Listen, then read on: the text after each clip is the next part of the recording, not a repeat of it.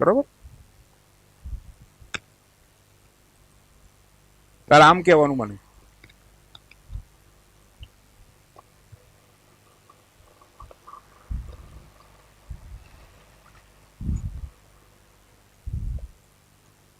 ચલો બાળકો, પેલી વખતે આપણે શું જોયું? છેલ્લે તો આ પ્રકાશનું વક્રીભવન ભણ્યા, બરાબર. ઓકે, તો પ્રકાશના વક્રીભવનની વ્યાખ્યા ભણ્યા હતા આપણે. પ્રકાશના વક્રીભવનની વ્યાખ્યા શું હતી જરા ફરીથી યાદ કરો. આપણે બે માધ્યમ લીધા, એક હવા અને બીજું પાણી. પ્રકાશનું ત્રાંસુ કિરણ એક પારદર્શક માધ્યમમાંથી બીજા પારદર્શક માધ્યમમાં પ્રવેશે ત્યારે પોતાના માર્ગમાં સહેજ વાંકું વળે. આવી ઘટના એને પ્રકાશનું વક્રીભવન કહેવાય. શું કામ વાંકું વળે? કારણ કે એક માધ્યમમાંથી બીજા માધ્યમમાં પ્રવેશે ને ત્યારે એની ઝડપમાં ફેરફાર થાય, એટલા માટે.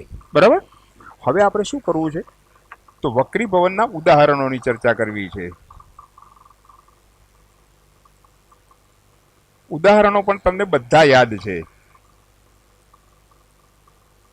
પહેલું ઉદાહરણ, આ પાણી ભરેલો ગ્લાસ હોય, એમાં તમે ત્રાસી પેન્સિલ બોરો.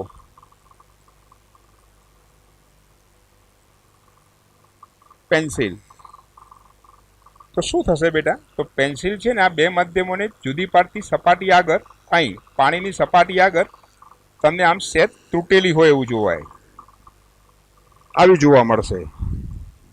એ કોને કારણે? તો પેલા પ્રકાશના વક્રીભવનને કારણે. બરોબર. તો તમારે અહીં લખવાનું શું કે પાણીમાં ત્રાસી બોરેલી પેન્સિલ પાણીની સપાટી આગળ સહેજ વાંકી વળેલી એટલે કે તૂટેલી જોવા મળે છે. એ પ્રકાશના વક્રીભવનને કારણે થતી ઘટના છે. બીજી વાત, બીજું ઉદાહરણ એ પણ તમને ખબર છે કે આ ખાલી ડોલ હોય, પાણી, કાચનો ગ્લાસ જ લો ને, કાચનો ગ્લાસ હોય ખાલી, એ વખતે તમે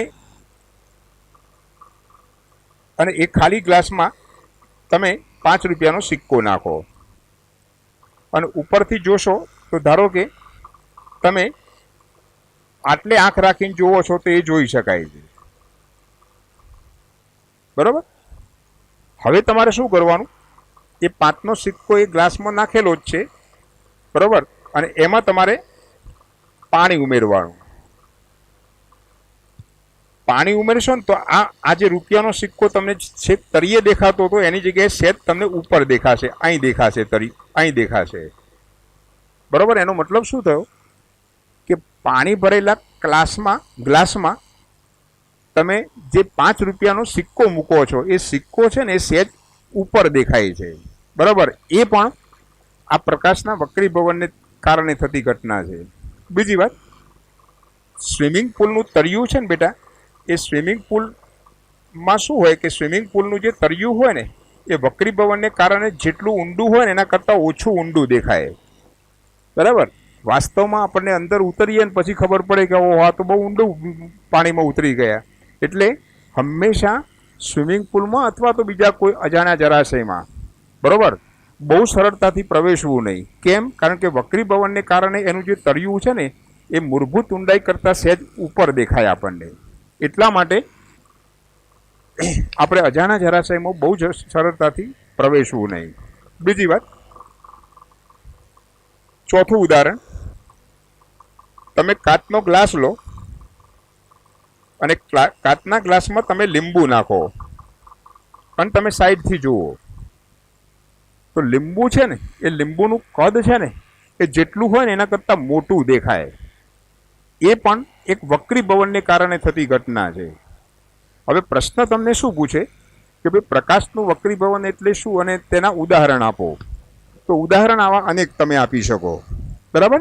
આપણે 4 ઉદાહરણ યાદ રાખવાના છે કે પાણીમાં બોરેલી પેન્સિલ છે, બરાબર, એ પાણીની સપાટી આગળ તૂટેલી જોવા મળે છે. બરાબર. પાણી ભરેલા ગ્લાસમાં મૂકેલો સિક્કો છે એની મૂળભૂત ઊંડાઈ કરતાં સહેજ ઉપર દેખાય છે. સ્વિમિંગ પુલનું તળિયું છે એની મૂળભૂત ઊંડાઈ કરતાં થોડુંક ઉપર દેખાય છે.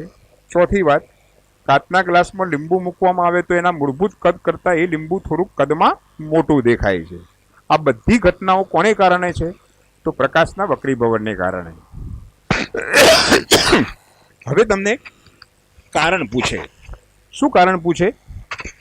આમાંથી કોઈ પણ કારણ પૂછે. આપણે પહેલા કારણની વાત કરીએ કે પાણીમાં ત્રાંસી બોરેલી પેન્સિલ કેમ વાંકી વરેલી દેખાય છે, બરાબર?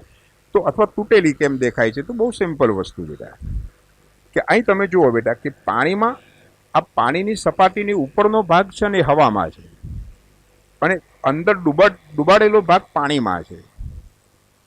એટલે પાણીમાંથી જ્યારે એ પ્રકાશનું કિરણ હવામાં પ્રવેશે ને ત્યારે માધ્યમ બદલાય પ્રકાશના કિરણનું, એટલે ઝડપમાં ફેરફાર થાય, એટલે સહેજ વાંકું વળે, સહેજ વાંકું વળે. અને વાંકું વળે ને એના કારણે શું થાય? તો પાણીની સપાટી આગળ બોરેલી પેન્સિલ છે ને એ તમને તૂટેલી જોવા મળે.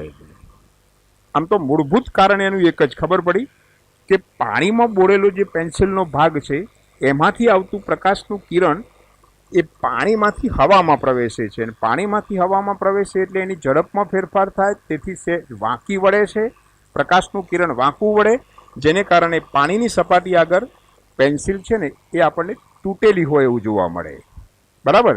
આ એનું કારણ છે. દરેકે દરેકમાં કારણ સામાન્ય રીતે આવા જ હોય, બરાબર? આવું કારણ પૂછાય તો આપણે કારણ લખી શકીએ. હવે આપણે શું કરવું જોઈએ બેટા? તો પ્રકાશના વક્રીભવનના નિયમો ભણવા છે. નિયમો બિલકુલ સિમ્પલ છે. પ્રકાશના વક્રીભવનના નિયમો.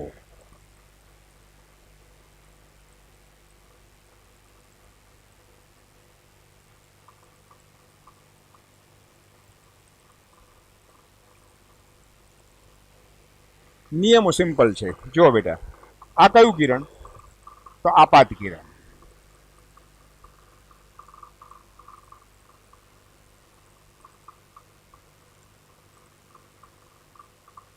આ કયું કિરણ છે? તો વક્રીભૂત કિરણ.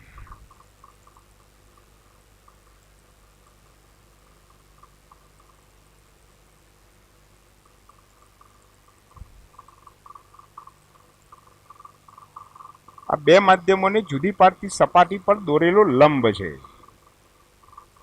સપાટીએ દોરેલો લંબ છે.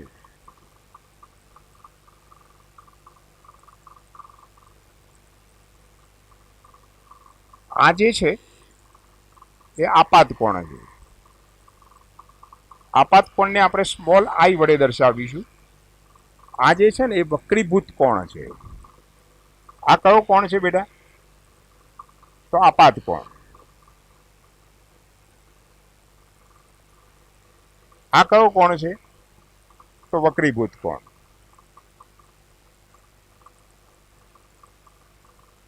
વક્રીભવનના નિયમો ભણવા છે. એક નિયમ તો પેલા પ્રકાશના પરાવર્તનના નિયમો જેવો છે. ચલો, આ કયું કિરણ?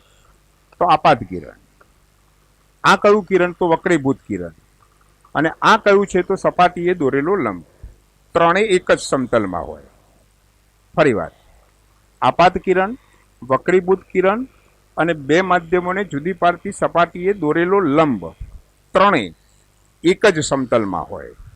બોલો, પહેલો નિયમ યાદ રહ્યો બેટા? ફરી એક વાર, બહુ સિમ્પલ નિયમ હોય.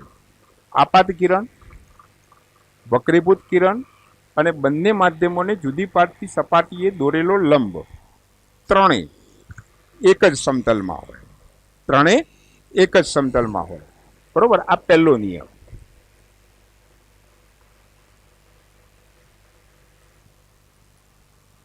ચોક્કસ પરિસ્થિતિને અનુલક્ષીને યાદ કરો. ફરી એક વાર, ચોક્કસ પરિસ્થિતિને અનુલક્ષીને આપાત કોણ. આપાત કોણ એટલે આઈ. યાદ રાખજો બેટા, આપાત કોણ એટલે આઈ અને વક્રીભૂત કોણ એટલે આર. નો સાઇન. સાઇન છે ને બેટા, એ ત્રિકોણમિતીય ગુણોત્તર છે. કદાચ તમે ગણિતમાં ભણતા હશો અત્યારે, બરોબર? તો આપાત કોણનો સાઇન અને વક્રીભૂત કોણના સાઇનનો ગુણોત્તર હંમેશા અચળ હોય. કઈ પરિસ્થિતિને અનુલક્ષીને? ચોક્કસ પરિસ્થિતિને અનુલક્ષીને, બરોબર? ફરી વાર, ચોક્કસ પરિસ્થિતિને અનુલક્ષીને આપાત કોણનો સાઇન અને વક્રીભૂત કોણનો સાઇન સા ઈ નો ગુણોત્તર અચળ હોય. આ નિયમ છે ને બેટા, એ સ્નેલ નામના વૈજ્ઞાનિકે આપ્યો. માટે આવો જે નિયમ છે ને એને સ્નેલનો નિયમ કહેવામાં આવે છે. કયો નિયમ કહેવામાં આવે છે? સ્નેલનો નિયમ. એટલે પ્રકાશના વક્રીભવનનો બીજો નિયમ કોને આપ્યો? તો સ્નેલ નામના વૈજ્ઞાનિકે આપ્યો. બીજો નિયમ જ તૈયાર કરવા જેવો છે. ચલો બીજો નિયમ ફરીથી શું હતો? તો ચોક્કસ પરિસ્થિતિને અનુલક્ષીને આપાત કોણનો સાઇન અને વક્રીભૂત કોણના સાઇનનો ગુણોત્તર અચળ હોય. આવો નિયમ એને સ્નેલનો નિયમ કહેવામાં આવે. બોલો, ક્લિયર? બે નિયમો પ્રકાશના વક્રીભવનના. પહેલો કયો નિયમ? તો આપાત કિરણ, વક્રીભૂત કિરણ અને બે માધ્યમોને જુદી પાડતી સપાટીએ દોરેલો લંબ ત્રણે એક જ સમતલમાં હોય. બીજો નિયમ, ચોક્કસ પરિસ્થિતિને અનુલક્ષીને આપાત કોણનો સાઇન અને વક્રીભૂત કોણનો સાઇન નો ગુણોત્તર અચળ હોય. આવો નિયમ, એ નિયમને કયો નિયમ કહીશું બેટા? સ્નેલનો નિયમ કહેવાય. આ બીજો નિયમ કોને આપ્યો? તો સ્નેલ નામના વૈજ્ઞાનિકે. ઓકે, તો પ્રકાશના વક્રીભવનના નિયમોની ખબર પડી બેટા? પાકું ને? હવે આપણે શું કરવું છે? તો વક્રીભવનાંક વિશે ચર્ચા કરવી છે.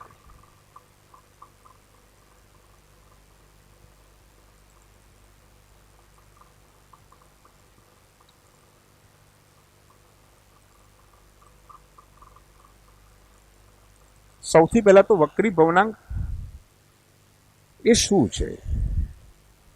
મેં તમને આગળ વાત કરી પ્રકાશના વક્રીભવનની વ્યાખ્યા વખતે કે પ્રકાશનું ત્રાંસુ કિરણ એક માધ્યમમાંથી બીજા માધ્યમમાં પ્રવેશે ને ત્યારે વાંકું વળે. આ વાંકા વળવાની ઘટનાને પ્રકાશનું વક્રીભવન કહેવાય. તો પ્રકાશના વક્રીભવનનું માપ દર્શાવતી જે ભૌતિક રાશિ છે ને એને વક્રીભવનાંક કહેવાય. વક્રીભવનાંકની આ વ્યાખ્યા નથી, પણ વક્રીભવનાંક એ શું બતાવે?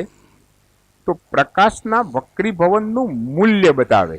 એટલે કે એક માધ્યમમાંથી બીજા માધ્યમમાં પ્રકાશનું કિરણ પ્રવેશે તો એ કેટલું વાંકું વળે, કેટલા ઘણું વાંકું વળે, એ મૂલ્ય દર્શાવતી રાશિ એને વક્રીભવનાંક કહેવાય. વક્રીભવનાંક બે પ્રકારના હોય. એક સાપેક્ષ વક્રીભવનાંક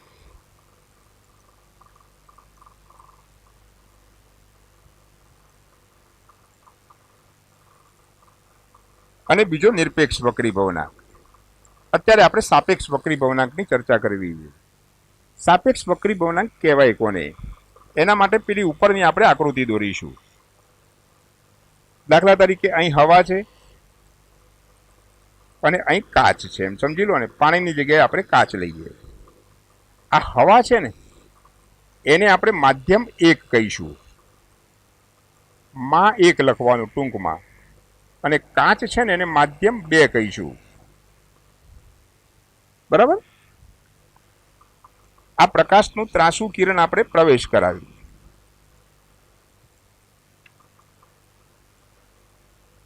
એનો વેગ ધારો કે હવામાં v1 છે. કાચમાં પ્રવેશ એટલે સ્વાભાવિક છે કે એનો વેગ બદલાય. ધારો કે એ વખતે વેગ v2 છે અને બે માધ્યમોને જુદી પાડતી સપાટીએ દોરેલો લંબ છે. એટલે આ ખૂણો આપાત કોણ કહેવાય, એને I વડે દર્શાવીએ છીએ આપણે. અને વક્રીભૂત કોણ કહેવાય, એને R વડે દર્શાવીએ છીએ. સાપેક્ષ વક્રીભવનાંકની વ્યાખ્યા બિલકુલ સિમ્પલ. ચલો, પ્રકાશના કિરણનો માધ્યમ એકમાં વેગ કેટલો છે? તો v1. તો ઉપર તમારે માધ્યમ એકમાં પ્રકાશનો વેગ લખવાનો. માધ્યમ એકમાં પ્રકાશનો વેગ અને નીચે માધ્યમ બેમાં પ્રકાશનો વેગ.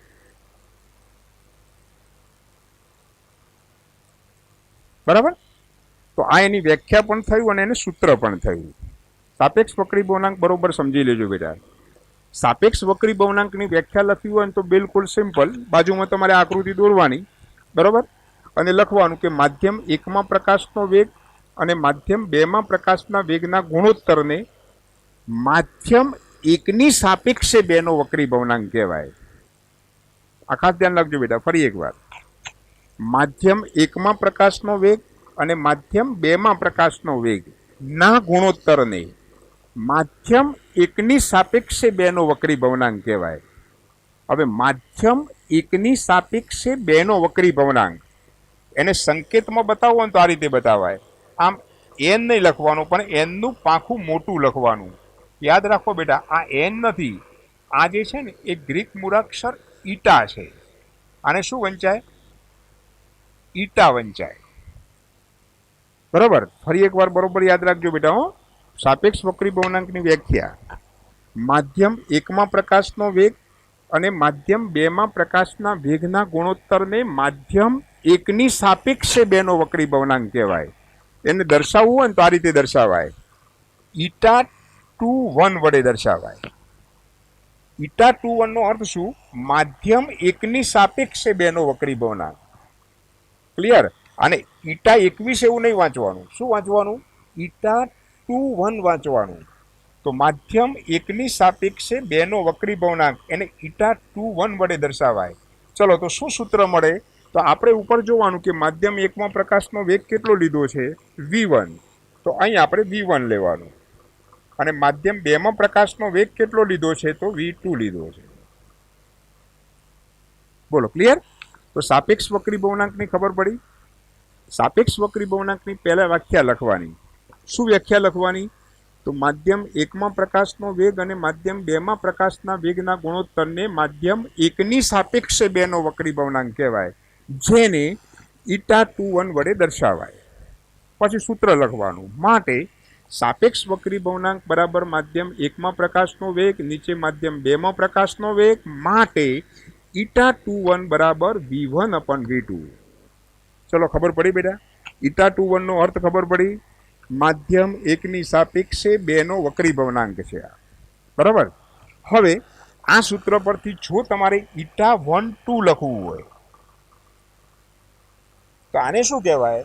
તો માધ્યમ બેની સાપેક્ષે એકનો વક્રી ભવનાંક કહેવાય. ચાલો, એકની સાપેક્ષે બેનો વક્રી ભવનાંક હતો તો v1/v2 લખતા હતા. તો બેની સાપેક્ષે એકનો વક્રી ભવનાંક લખવો હોય તો શું લખાય? તો સિમ્પલ વસ્તુ, v2/v1 લખાય. ચલો, બે સૂત્રોની ખબર પડી. હવે આ બંનેનો ગુણાકાર કરીએ તો શું મળે? જુઓ તો જરા. ઈટા 2 1 ગુણ્યા ઈટા 1 2 બરાબર. ચલો, ઈટા 2 1 એટલે શું લખાય? v1/v2. ઈટા 1 2 એટલે v2/v1. ચલો, તો અહીં v2 ઉડી જાય, અહીં v1 ઉડી જાય, તો બરાબર કરીને જવાબ શું આવે? 1 આવે. અહીં બરોબર યાદ રાખવાનું. પ્રશ્ન ધારો કે હેતુલક્ષીમાં પૂછાય કે ભાઈ ઈટા 2 1 ગુણ્યા ઈટા 1 2 બરાબર ખાલી જગ્યા, આવું ખાલી પૂછે તો આપણે લખવાનું 1. કેમ 1? તો ખબર પડી ને.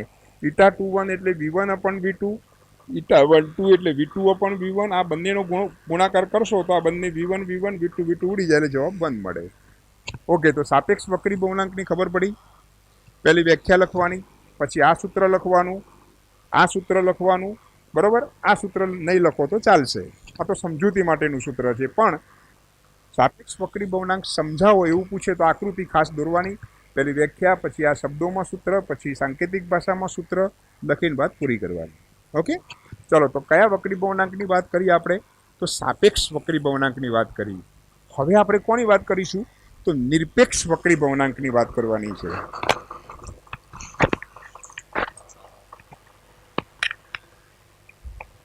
હવે આપણે નિરપેક્ષ વક્રી ભવનાંકની વાત કરીએ.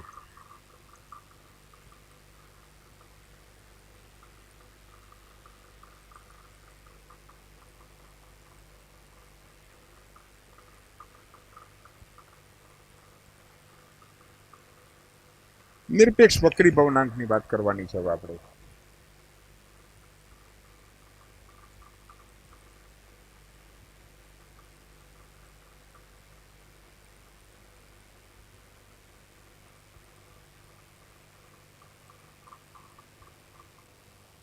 નિરપેક્ષ વક્રી ભવનાંકની વ્યાખ્યા આપણે પહેલી લખવી પડે. પણ વ્યાખ્યા છે ને એ સૂત્ર લખીએ ને એટલે વ્યાખ્યા આપણને આવડી જાય. બરાબર. હવે જો નિરપેક્ષ વક્રી ભવનાંકની અહીં હું પેલું સૂત્ર લખું છું, પછી આપણે એની વ્યાખ્યા સમજીએ.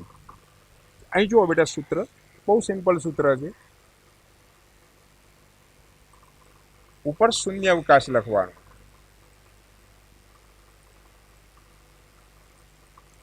શૂન્ય અવકાશ કૌંસમાં હવા લખવાનું, હવામાં પ્રકાશનો વેગ.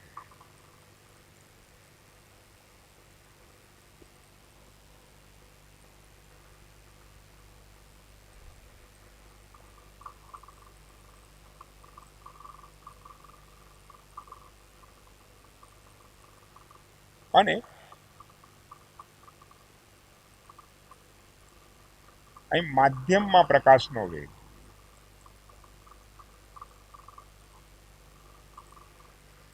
એક વસ્તુ યાદ રાખો બેટા, નિરપેક્ષ વક્રી ભવનાંક હંમેશા માધ્યમનો હોય. એટલે આપણે આજે નિરપેક્ષ વક્રી ભવનાંકની એકલો લખીએ એના કરતા અહીં માધ્યમનો નિરપેક્ષ વક્રી ભવનાંક લખીએ ને તો સારું.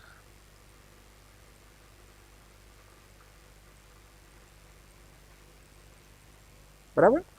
હવે માધ્યમના નિરપેક્ષ વક્રી ભવનાંકની વ્યાખ્યા તમારે આ સૂત્ર તમે તૈયાર કરશો ને તો બહુ સરળતાથી વ્યાખ્યા તમે તૈયાર કરી શકો. એની વ્યાખ્યા બે રીતે આપી શકાય. પુસ્તકમાં જે વ્યાખ્યા આપેલી છે ને એ વ્યાખ્યા આપણે પહેલી સમજીએ.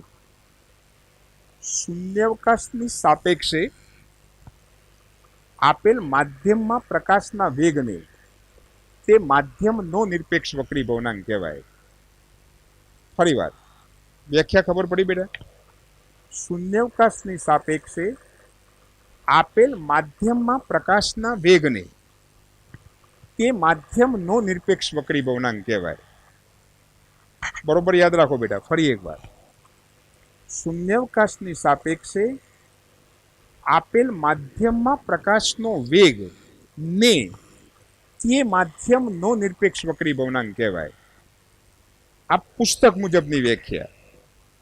ધારો કે એ વ્યાખ્યા તમને યાદ નથી રહેતી તો આ સૂત્રમાં જે લખ્યું છે ને એ વ્યાખ્યા લખો તો એ ચાલે. કે શૂન્યાવકાશ, અહીં કૌંસમાં મેં હવા લખ્યું છે, એની પાછળનું કારણ બરોબર સમજણ હોવી જોઈએ. શૂન્યાવકાશ અને હવા બંનેમાં પ્રકાશનો વેગ એક સરખો જ હોય. તમે વેગ ન લખો ને ઝડપ લખો તો પણ ચાલે.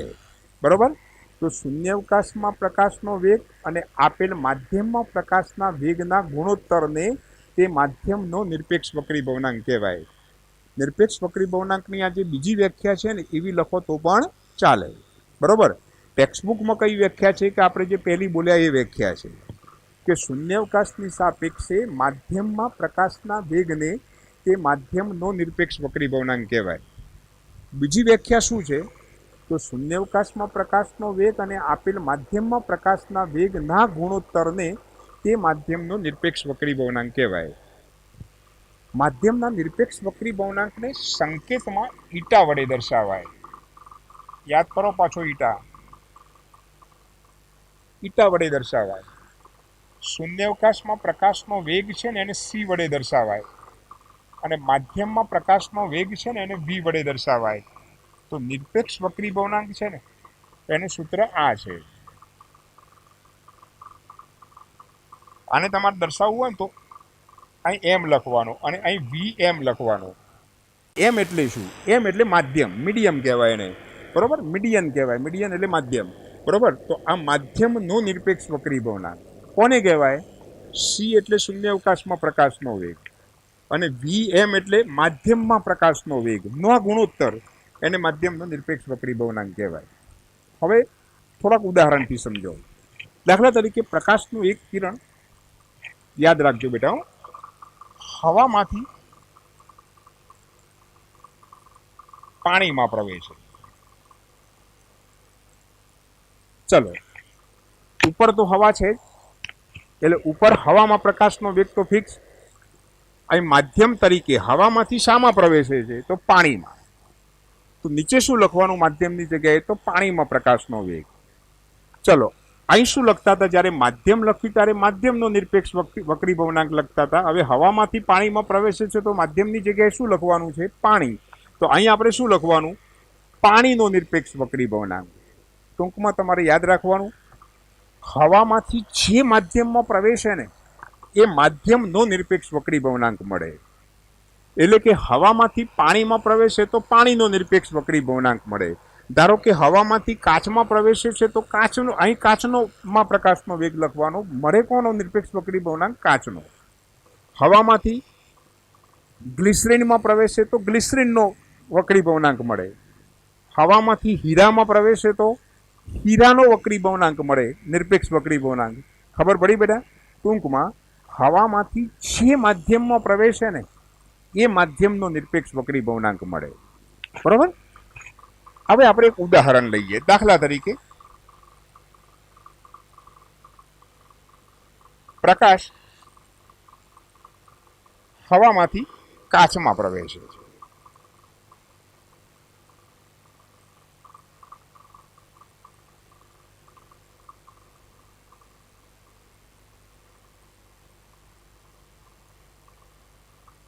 કાચમાં પ્રકાશનો વેગ 2 × 10⁸ મીટર પ્રતિ સેકન્ડ છે.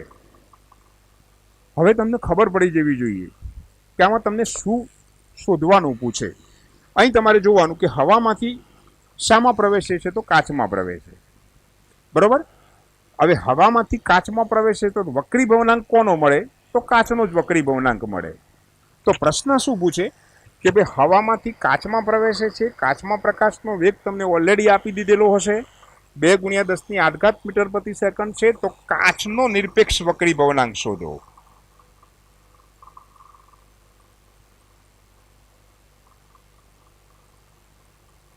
ચલો, કાચનો નિરપેક્ષ વક્રી ભવનાંક શોધવું હોય તો આ સૂત્ર મુજબ શું લખવાનું? તો ઉપર શું લખવાનું? હવામાં પ્રકાશનો વેગ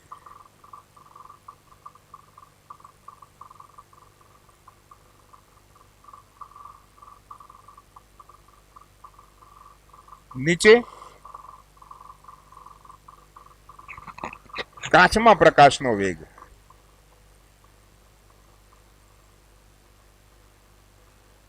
તમારે આટલું બધું લાંબુ ન લખવું હોય તો આવું લખવાનું. ઈટા, અહીં એમની જગ્યાએ કાચ લખવાનું,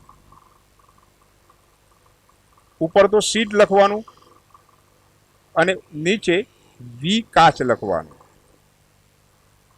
ચલો, હવામાં પ્રકાશનો વેગ એ તમને યાદ જ હોવું જોઈએ. પહેલા જ લેક્ચરમાં આપણે પ્રકાશની લાક્ષણિકતાઓની ચર્ચા કરી હતી ને એમાં શૂન્યાવકાશ અથવા તો હવામાં પ્રકાશના ઝડપની ચર્ચા કરી હતી. યાદ કરો, કેટલો હતો?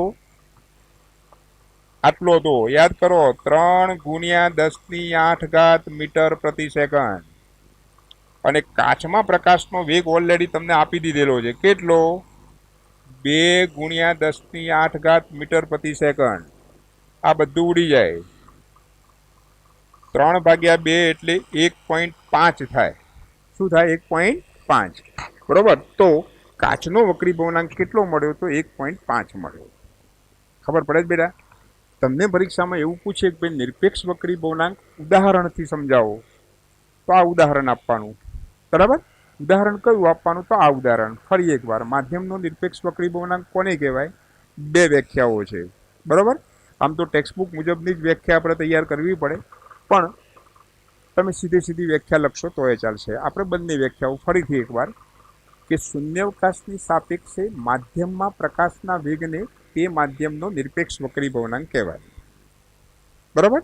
બીજી વ્યાખ્યા, શૂન્યાવકાશમાં પ્રકાશનો વેગ અને આપેલ માધ્યમમાં પ્રકાશના વેગના ગુણોત્તરને તે માધ્યમનો નિરપેક્ષ વક્રી ભવનાંક કહેવાય. પછી તરત જ આપણે માધ્યમના નિરપેક્ષ વક્રી ભવનાંકનું આ સૂત્ર લખ્યું. પછી આ સંકેતમાં સૂત્ર લખ્યું, ઈટા એમ. આ NM નથી હો, ઈટા છે. ઈટા એમ બરાબર C/VM. બરાબર? આ એનું સાંકેતિક ભાષામાં સૂત્ર છે. હવે આપણે ઉદાહરણ લીધું. દાખલા તરીકે પ્રકાશ છે હવામાંથી કાચમાં પ્રવેશે છે, કાચમાં પ્રકાશનો વેગ 2 × 10⁸ મીટર પ્રતિ સેકન્ડ છે. તો આપણને સીધી ખબર પડી જાય એવી છે કે હવામાંથી કાચમાં પ્રવેશે છે તો વક્રી ભવનાંક કોનો મળે? તો કાચનો જ વક્રી ભવનાંક મળે. તો આપણે લખવાનું કાચનો નિરપેક્ષ વક્રી ભવનાંક બરાબર, ઉપર શું લખવાનું? હવામાં પ્રકાશનો વેગ, નીચે કાચમાં પ્રકાશનો વેગ, એટલે ઈટા કાચ બરાબર C/V કાચ. ચલો, C એટલે 3 × 10⁸ મીટર પ્રતિ સેકન્ડ, કાચમાં પ્રકાશનો વેગ એટલે 2 × 10⁸ મીટર પ્રતિ સેકન્ડ. આ બધું ઉડી જાય. 3/2 એટલે 1.5 થાય. બોલો, ક્લિયર? તો આટલે સુધી તમારે કોની ચર્ચા કરવાની? નિરપેક્ષ વક્રી ભવનાંકની. બીજી વાત, તમને પરીક્ષામાં એવું પૂછે કે ભાઈ નિરપેક્ષ વક્રી ભવનાંકનો એકમ શું?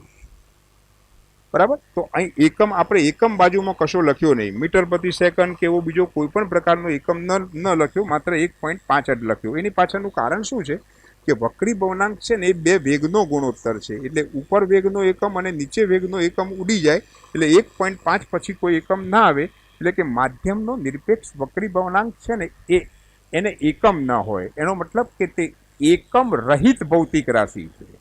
કેવી ભૌતિક રાશિ છે? એકમ રહિત ભૌતિક રાશિ છે. બરાબર, તો આટલી વસ્તુ જરા યાદ રાખવાની છે કે કાચનો નિરપેક્ષ વક્રી ભવનાંક ઈટા કાચ બરાબર 1.5 છે, બાજુમાં એકમ નથી લખ્યો, એનો મતલબ કે નિરપેક્ષ વક્રી ભવનાંક છે ને એ એકમ રહિત ભૌતિક રાશિ. બરાબર, આટલી વસ્તુ બેટા યાદ રાખો. આજે આ લેક્ચરમાં શાની ચર્ચા કરી? તો પ્રકાશનું વક્રીભવન કોને કહેવાય, વક્રીભવનને સમજાવતા ઉદાહરણો, એકાદ કારણ ભણ્યા, ત્યાર પછી વક્રી ભવનાંક વિશે ચર્ચા કરી, વક્રી ભવનાંકમાં સાપેક્ષ વક્રી ભવનાંકની ચર્ચા કરી, નિરપેક્ષ વક્રી ભવનાંકની ચર્ચા કરી, એનું એક ઉદાહરણ. બરાબર, આટલી ચર્ચાઓ તૈયાર કરવાની, બરોબર તૈયાર કરવાની, એવી તૈયાર કરો કે જેથી કરીને ફરીથી આ પાઠ આપણે જોવો જ ન પડે. બરાબર, અને હવે પછીના લેક્ચરમાં આના પછીના ટોપિકની ચર્ચા કરીશું. લગભગ હવે ટૂંક સમયમાં આપણે આ પાઠ પૂરો પણ કરીશું. બરાબર, પદ્ધતિસર આપણે સમજવાની કોશિશ કરી છે. દરેકે દરેક લેક્ચરનો ખૂબ જ ગહન અભ્યાસ કરવાનો, જેથી કરીને બરાબર ત્યારે સારામાં આવીએ ત્યારે આ પાઠના ઓછામાં ઓછા પ્રોબ્લેમ રહે. બરાબર બરાબર, એ રીતે આપણે ભણવાનું. ઓકે બેટા, તો હવે પછીનું ચર્ચાઓ છે હવે પછીના લેક્ચરમાં આપણે કરીશું. આટલી વસ્તુ તૈયારી કરજો હો બેટા.